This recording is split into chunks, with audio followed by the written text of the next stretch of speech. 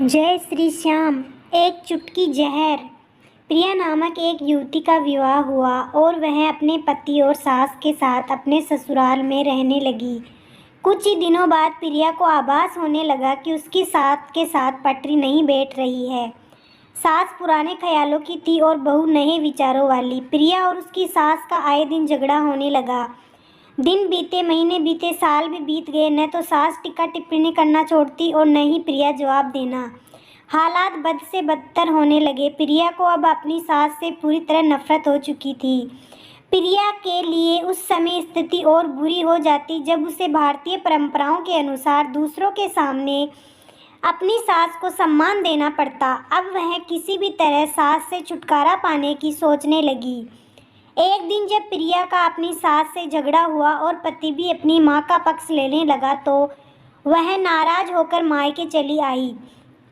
प्रिया के पिता आयुर्वेद के डॉक्टर थे। उसने रो रो कर अपनी व्यथा पिता को सुनाई और बोली, आप मुझे कोई जहरीली दवा दे दीजिए जो मैं जाकर उस बुढ़िया को पिला दूं, नहीं तो मैं अब ससुराल नहीं जाऊंगी। बेटी का दुख समझते हुए पिता ने प्रिया के सिर पर प्यार से हाथ फेरते हुए कहा, बेटी, अगर तुम अपनी सास को जहर खिलाकर मार दोगी तो तुम्हें पुलिस पकड़ ले जाएगी और साथ ही मुझे भी, क्योंकि वो जहर मैं तुम्हें दूंगा। इसलिए ऐसा करना ठीक नहीं होगा। लेकिन प्रिया जिद पर अड़ गई, आपको मुझे जहर देना ही होगा। अब मैं किसी भी कीमत पर उसका मुँह देखना नहीं चाहती। कुछ सोचकर पिता बोले, ठीक है, जैसी तुम्हारी मर्जी, लेकिन मैं तुम्हें जेल जाते हुए भी नहीं देख सकता, इसलिए जैसे मैं कहूँ वैसे तुम्हें करना होगा। मंजूर हो तो बोलो।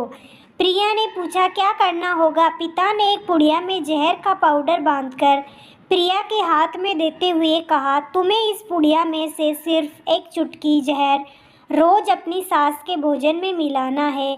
कम मात्रा होने से वह एकदम से नहीं मरेगी, बल्कि धीरे धीरे आंतरिक रूप से कमज़ोर होकर 5 से 6 महीनों में मर जाएगी।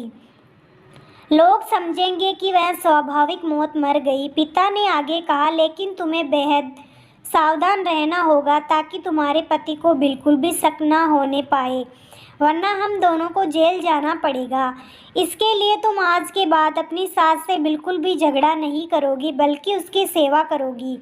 यदि वह तुम पर कोई टीका टिप्पणी करती है तो तुम चुपचाप सुन लोगी, बिल्कुल भी प्रत्युत्तर नहीं दोगी। बोलो, कर पाओगी ये सब?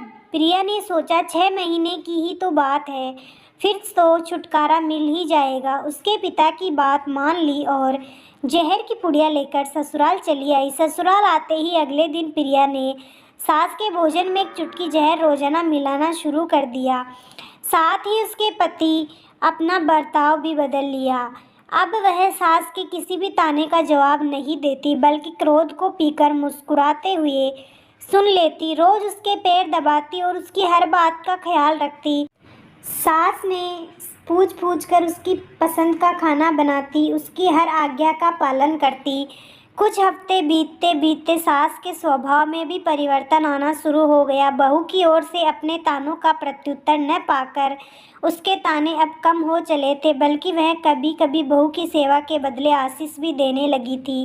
धीरे धीरे 4 महीने बीत गए। प्रिया नियमित रूप से सास को रोज एक चुटकी जहर देती आ रही थी, किंतु उस घर का माहौल अब एकदम से बदल चुका था। सास बहू का झगड़ा पुरानी बात हो चुकी थी। पहले जो सास प्रिया को गालियां देते नहीं थकती थी, अब वहीं आस पड़ोस वालों के आगे प्रिया की तारीफों के पुल बांधने लगी थी। प्रिया को साथ बिठाकर खाना खिलाती और सोने से पहले भी जब तक प्रिया से 4 प्यार भरी बातें न कर ले उसे नींद नहीं आती थी।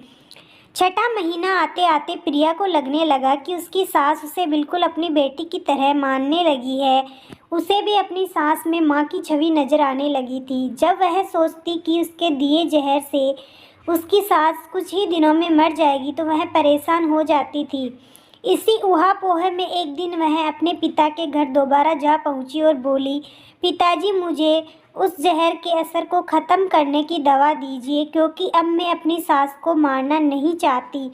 वो बहुत अच्छी है और अब मैं उन्हें अपनी माँ की तरह चाहने लगी हूँ। पिता ठहठहा कर हंस पड़े और बोले, जहर? कैसा जहर? मैंने तो तुम्हें जहर के नाम पर हाजमे का चूर्ण दिया था। हा हा हा। बेटी को सही रास्ता दिखाए, माँ बाप का पूर्ण फ़र्ज अदा करें। उम्मीद है दोस्तों आपको ये कहानी बहुत पसंद आई होगी। अगर कहानी पसंद आई हो तो वीडियो को लाइक कर देना। चैनल पे पहली बार आए हो तो सब्सक्राइब कर देना। मिलते हैं नेक्स्ट वीडियो में, तब तक के लिए bye bye, take care, love you all guys.